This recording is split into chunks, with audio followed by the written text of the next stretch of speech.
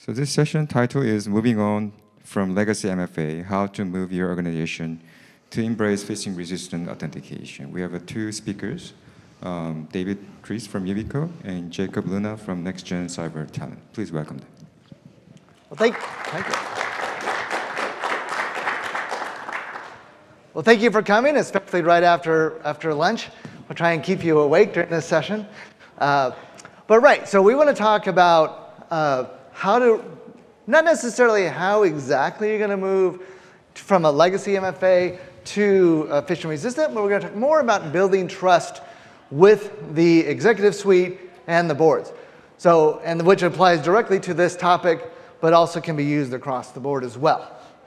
So just our time that we've had working with executives and some of the pitfalls we've come across is what we want to discuss. And Jake? Yeah, pleased to be here with y'all. My name is Jacob Luna. I work at ADP during my day job, and in that role, I serve a global security advocacy team.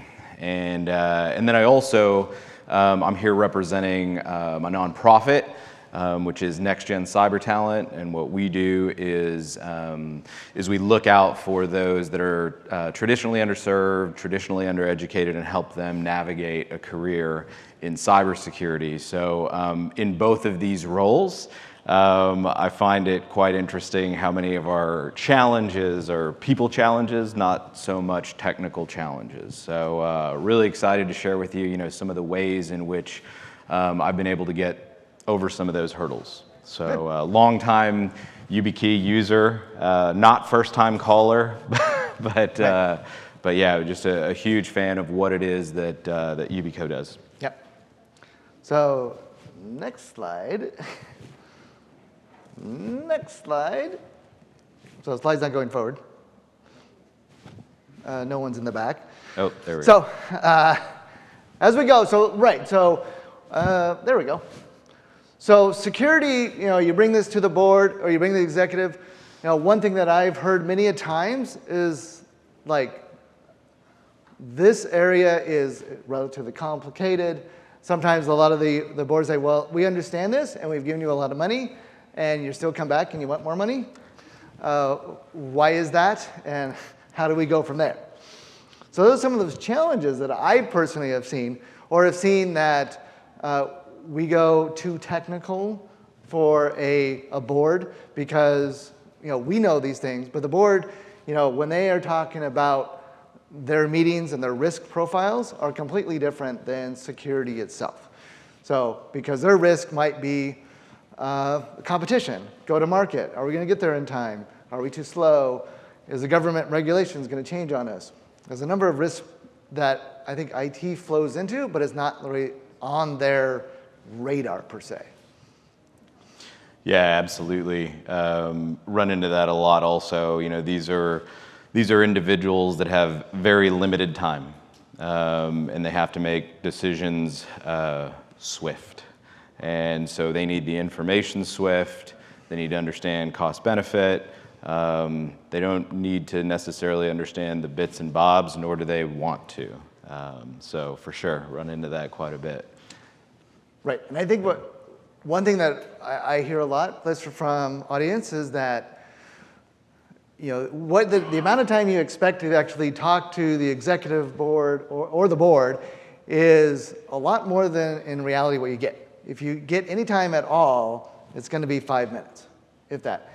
I've spent some time where you build an executive deck, and you'll spend literally a month coming to one slide. Yeah. Because you only got minutes, and they're thinking about 50 different other things, and then you have to explain what's going on. And you have to resonate with them, which is like super hard.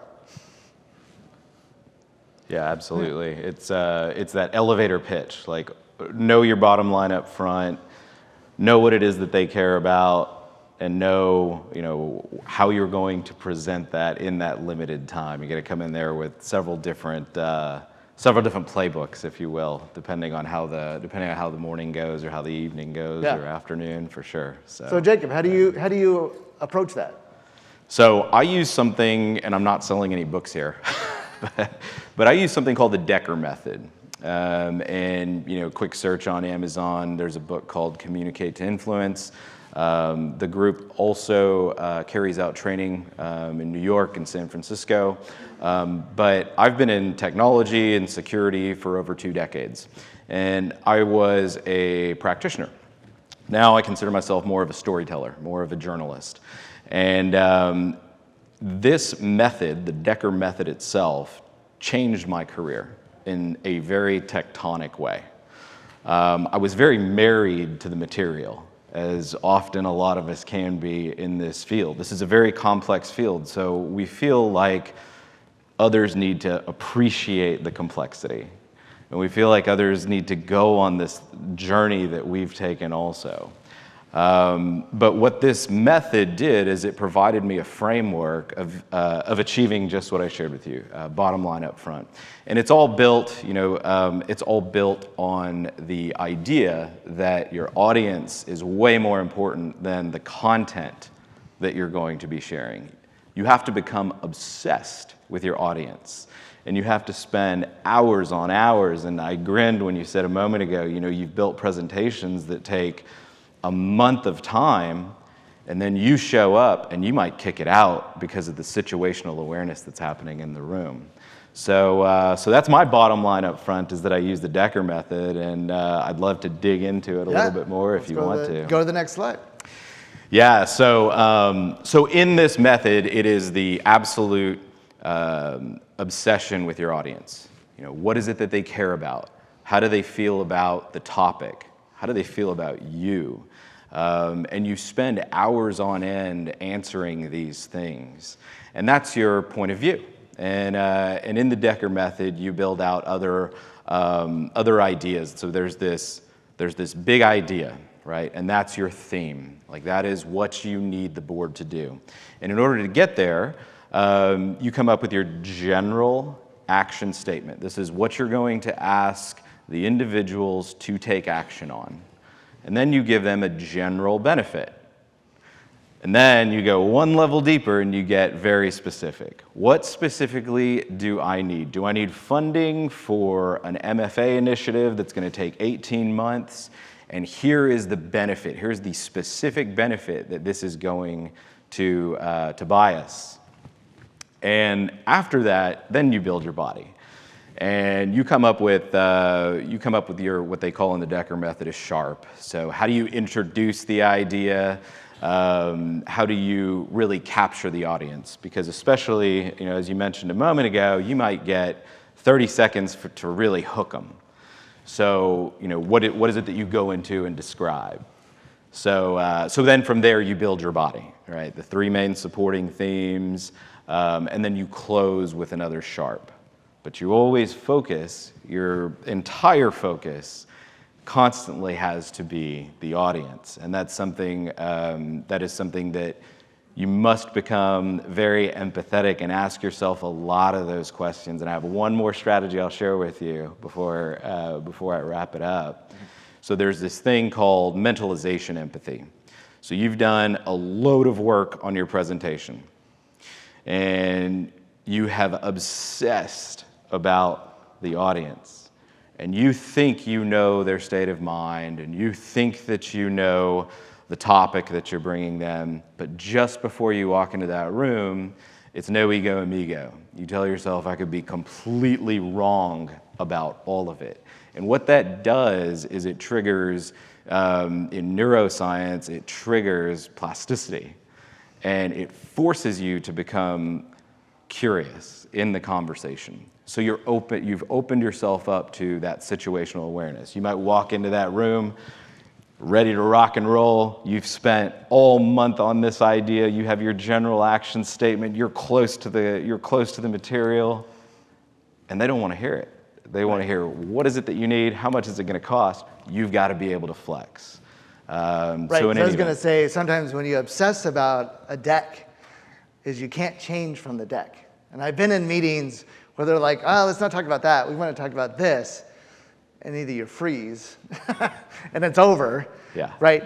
Or your co-partner freezes, and then it's just like you've lost your opportunity. Yeah, absolutely. It's getting comfortable being able to pivot for sure. But it all comes in, the day is really won in the homework. Yeah. Yeah, because one thing we want to talk about is like a little bit of the pitfalls. Is I've seen some of the pitfalls of where if you have statistics or information that doesn't align with what the audience cares about. So, a lot of times a board cares about financial risk. They don't, and at one level, I can make the argument that hacking is not a risk that they care about. Really, what the risk is downtime, people stealing their secrets, and of course, that's you have to do the dotted lines to say, well, that's how hacking might be a way they get in to be able to shut down your systems and reduce your capability to make product, or that your competition steals your secrets. So, but that's not like top of mind. We all think about hacking, and we all think that immediately that leads to those outcomes. Well, they're thinking about the outcomes, and there's probably 20 different ways that those outcomes could come about, and hacking might only be one of them. Yeah. Or MFA might be only one of them, one control for that. Yeah, I'm glad you brought that up too, the statistics and overloading your slideware and throwing bullet points on stuff. Your audience is just like you. They want to touch something. They want something to be tangible. They want something to be solvable. So it is, it's absolutely necessary to engage with the limbic brain. And so we've seen a lot of good examples of that just in the past day and a half. I was sharing with you how I was admiring the presentation yesterday. I learned about sailing, right? And From Pam Dingo's attack, that was really cool. Absolutely. And how she could describe third-party risk by tying a bunch of boats together and putting you in that scenario. That type of storytelling is how you really will better connect with an audience. And you'll see our slide where we don't have a lot of bullet points. We don't have a lot of percentages, and that's by design. That's because we're obsessed with you. We don't want to just show up and throw up. And so, in any event, it's interesting that you bring that up because I will see a bit of those pitfalls where it's just overloading bullet points, overloading percentages. The rest of the world is seeing this, so you must act. Yeah. And I want to say that statistics are important, but they have to be important to the audience, and you have to be prepared to know where they came from and know the data. Because the easiest, drill-in question that an executive will do is like, well, where did you get those stats? Yeah. Or does that apply to my company? Or is that a different industry than mine? How does that relate? And if you don't know those answers, you lose the audience. And also, it's an opportunity to waste a lot of time, too. So you have to be very careful on how much time you have compared to how much of that value. At the same time, the executives see stats from everybody. Everyone does them. Everyone does their pitch. Yeah. How do you build that trust compared to fall into, oh, you're just someone that's pitching to me with stats they made up. Or stats that actually might be true, but maybe I don't care about.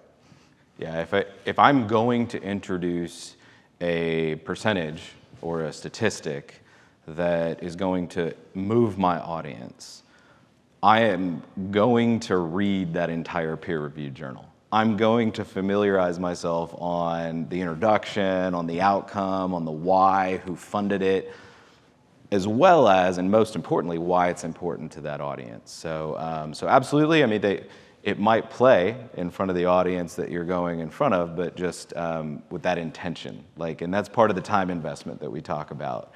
These stories that are so well put together, it's not always natural. That is something that costs time. It's a lot of work. And so all of these beautiful examples that you've seen over the past day and a half, there's a lot of intention behind that. Everything from asking the audience to raise their hand.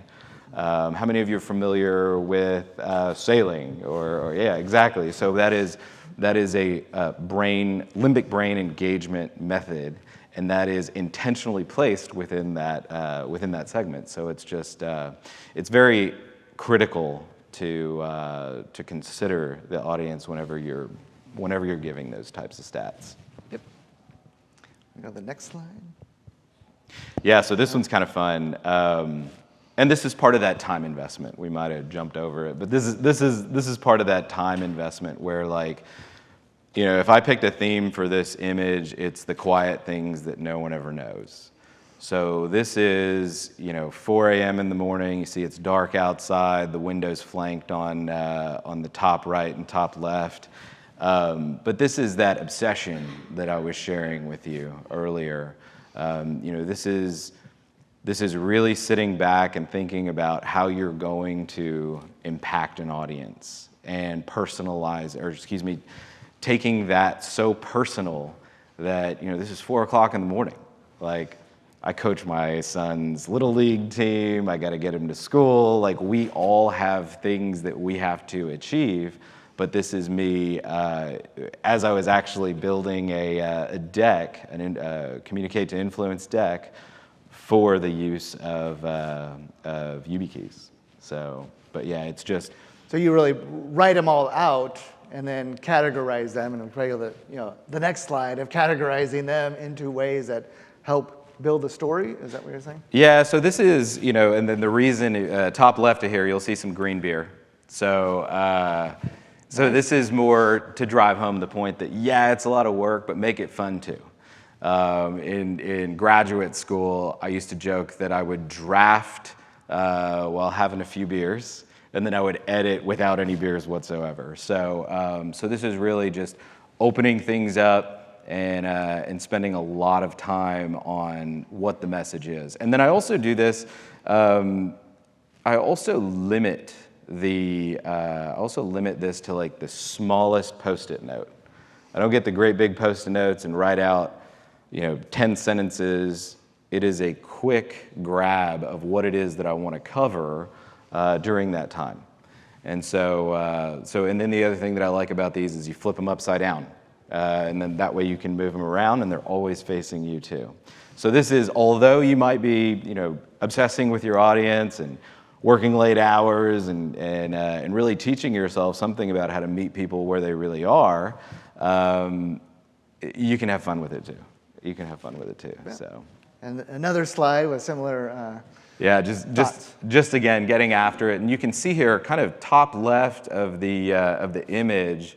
That's actually the pyramid. So, so you got your. This is where I was talking about. You know, your audience is always at the center of everything, and then you've got you know, your general request, and then your general benefit, and then down below it, you've got your specific request and your specific benefit, and then you've got the body built out on the right-hand side of it.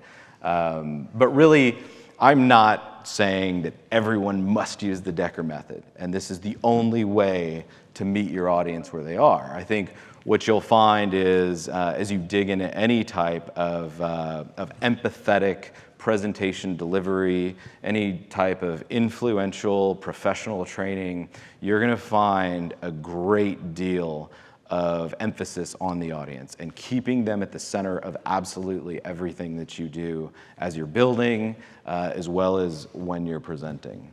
So yeah, I mean, have fun with it too. Don't go crazy with it, but it's possible. I mean, the one thing I like about it is I traditionally start with a presentation deck, and I think that drives me into bad habits because I just start writing out, you know, bullet point after bullet point after bullet point, and then it really doesn't tell a story. And then I just sort of am stuck in that confine of a PowerPoint presentation compared to not doing that. Building it based on sticky notes or other means, a whiteboard, helps me to more clarify my thoughts and then convert it into an actual presentation, which could be, you know, a couple bullet points, or it could be a set of images that help drive that story. Yeah, and it's less linear that way too. Yeah. Like you mentioned earlier, you know, we run into these pitfalls where if you're in a linear state of mind, you must go A to Z. But if you are so familiar with what it is that you've built and why you've built it, and the images that you've optioned for that specific audience, you can jump around and you can be real comfortable. And the audience will pick up on that, and they will appreciate it. Let's switch to the next slide.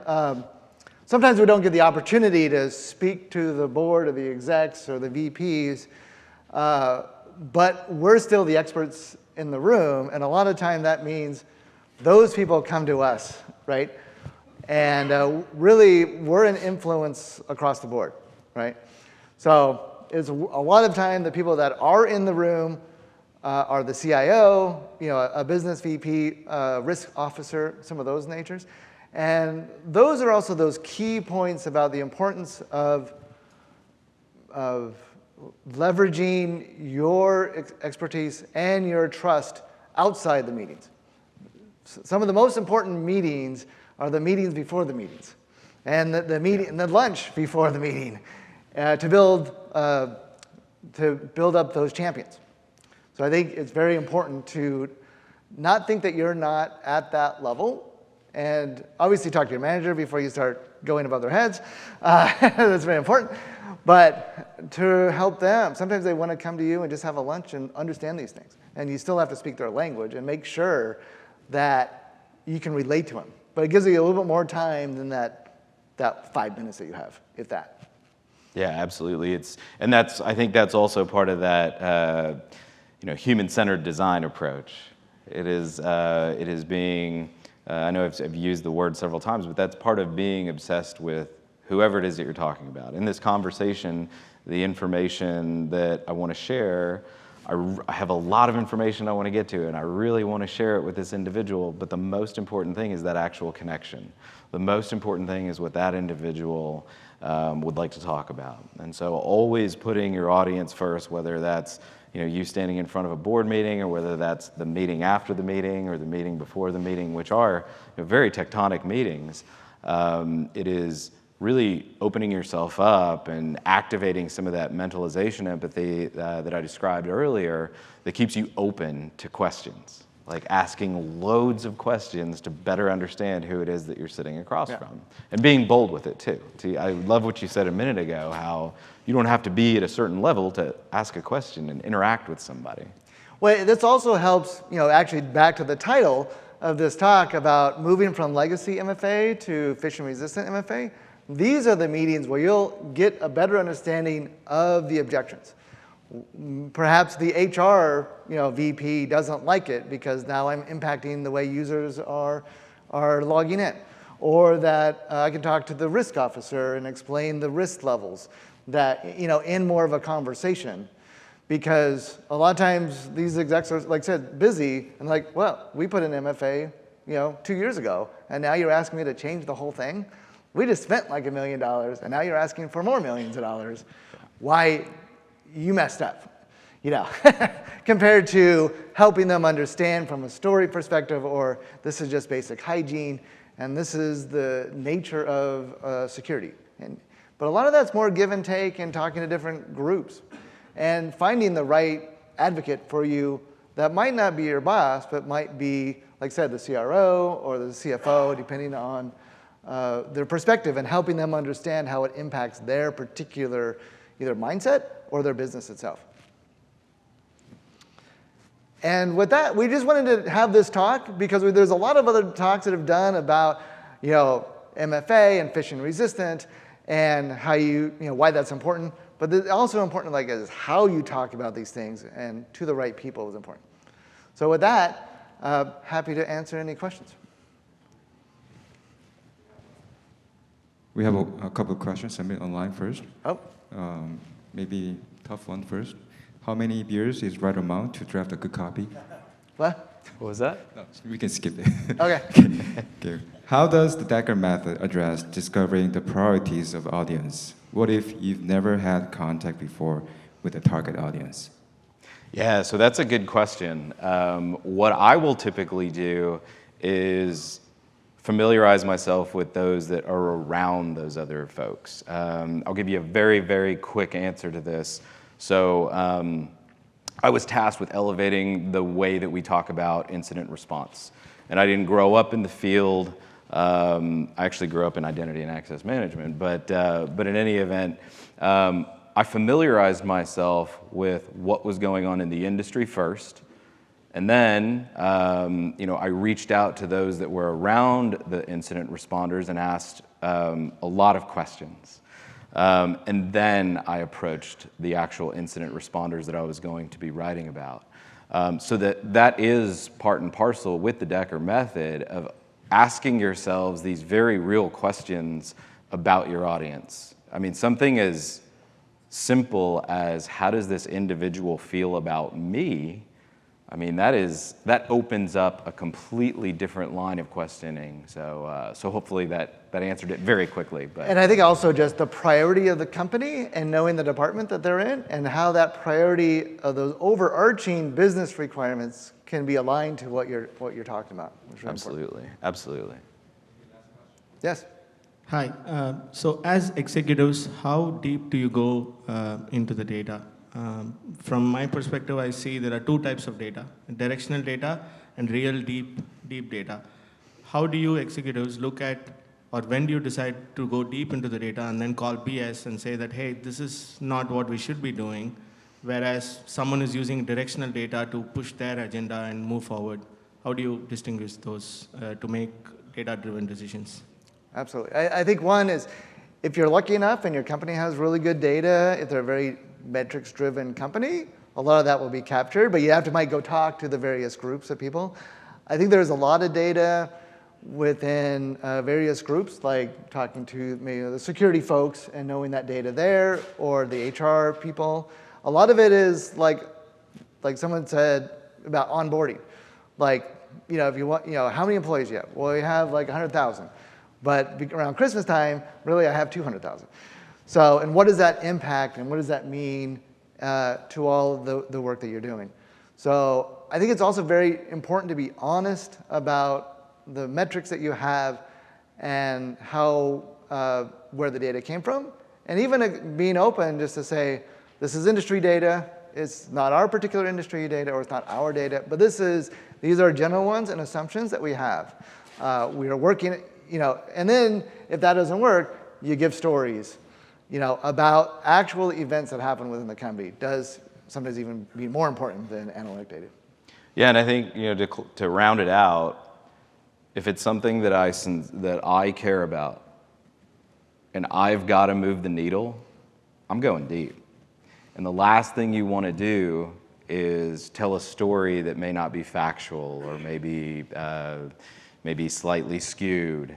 So to answer your question directly, it's what your audience cares about. Okay, I think we're time. We don't have time. The time's up. So hopefully you can follow with David and Jacob during the break time. So David, Jacob, thank you for sharing your knowledge and experience. Thank you. Thank you all. Thank you for your time.